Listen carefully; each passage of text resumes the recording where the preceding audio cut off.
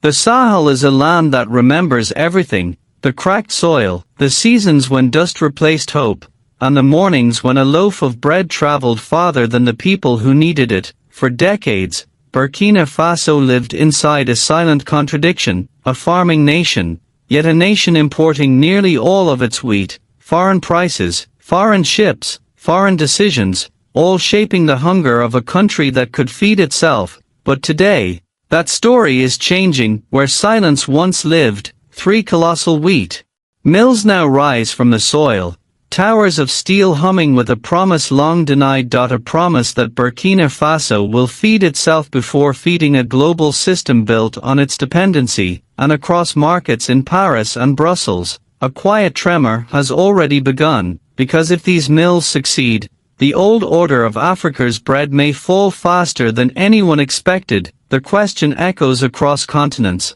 if Africa grows the grain, why should someone else decide its price?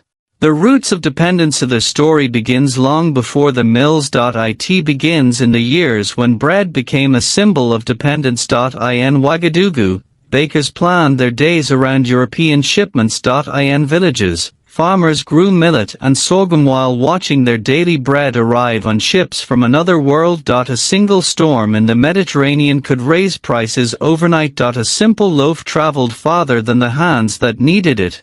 And then came a moment that shifted the nation's direction, the $4.50 billion decision. Inside a quiet meeting room, a document lay on the table, a blueprint bold enough to fracture tradition. A $4.5 billion plan, 3 industrial wheat mills, 12,000 hectares of irrigated land, and an entire national shift from import dependency to sovereign production. It sounded impossible. Landlocked nations were not supposed to dream at this scale. But Burkina Faso did. 1 mill in the west, 1 in the north, 1 near the capital, a beating heart of the new food economy. Each mill would process over 400,000 tons of wheat a year, enough to end imports, enough to make Burkina Faso a supplier for the entire Sahel.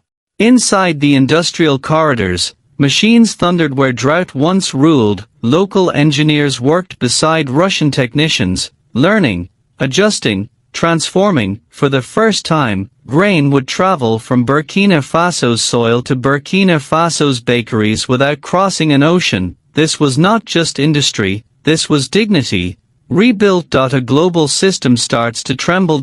In European boardrooms, the worry was immediate. Could one African nation disrupt a system that had remained profitable for decades? Analysts whispered what no one dared say out loud: if Burkina Faso succeeds, others will follow, and if they do, billions in European exports will vanish. But inside Burkina Faso, the mood was different. Optimism replaced dependency. Farmers who once abandoned their land returned home. Cooperatives opened classrooms for young people learning soil rotation, irrigation science, and modern harvesting. A baker in Ouagadougou said it simply: for the first time, bread tastes like it belongs to us. The wheat revolution spreads across Africa. The reaction was electric. News anchors called it the wheat revolution. Communities celebrated cranes rising into the sky. Farmers spoke of dignity restored. Youth saw agriculture not as desperation, but as opportunity. Yet not everyone applauded. Importers feared losing profits. Old players warned of chaos, but the government responded calmly: subsidies, training, guaranteed purchase agreements. Change always brings friction, but this time, the friction was a sign of momentum. A battle of visions. At the heart of the transformation lay a conflict deeper than policy: dependency versus sovereignty. One vision clung to predictability. The other demanded the courage to grow, produce, and own value, and one figure became the face of that courage: Captain Ibrahim Traoré, not as a myth, not as a savior, but as a leader who dared to ask, if we can mine our own gold, why should we import our own bread? The question resonated in every field, every market, Every home, impact on daily life. Their effects appeared first in kitchens and markets. Bread prices stabilized, local pasta makers could finally plan production, flour no longer carried the taste of uncertainty, farmers returned to fields they once abandoned, rural towns started gaining residents again, youth found pride in agriculture, engineering, logistics, and milling. Jobs multiplied, from farming to transport, from packaging to bakery networks. Rural unemployment fell. Wheat output tripled. But the real change was psychological. For the first time in decades, people believed in a future they could build with their own hands. A continental awakening beyond Burkina Faso. Africa began to stir. The African Union shifted its language. From food security to food sovereignty, East African nations studied the model.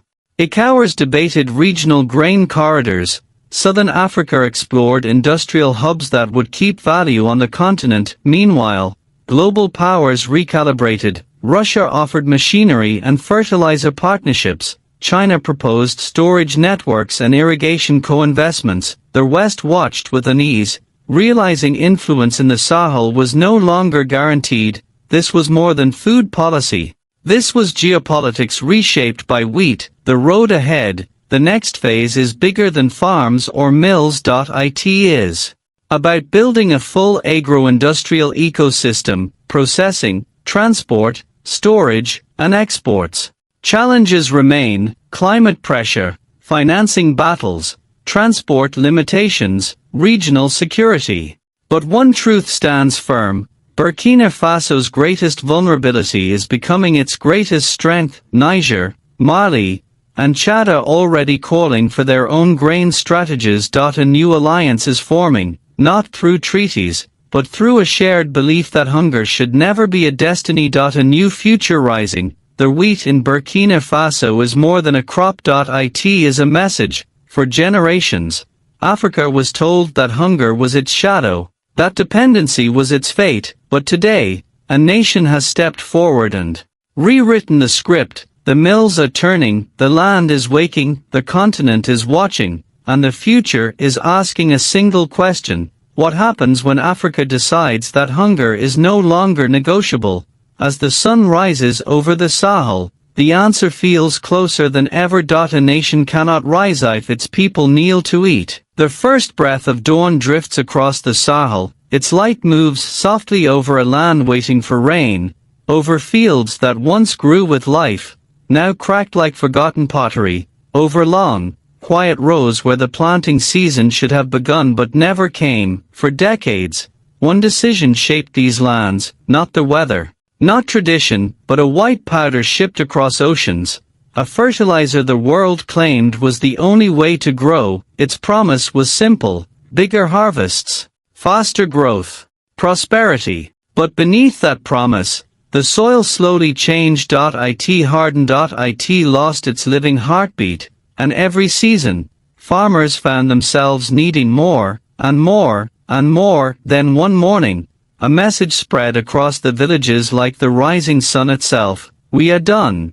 A quiet rebellion against a system that had controlled their land for half a century. A nation choosing to heal its soil instead of feeding its dependency. This is the story of how a simple decision, made far from the cameras and headlines, is beginning to reshape the future of farming, not just for the Sahel, but for the world watching closely.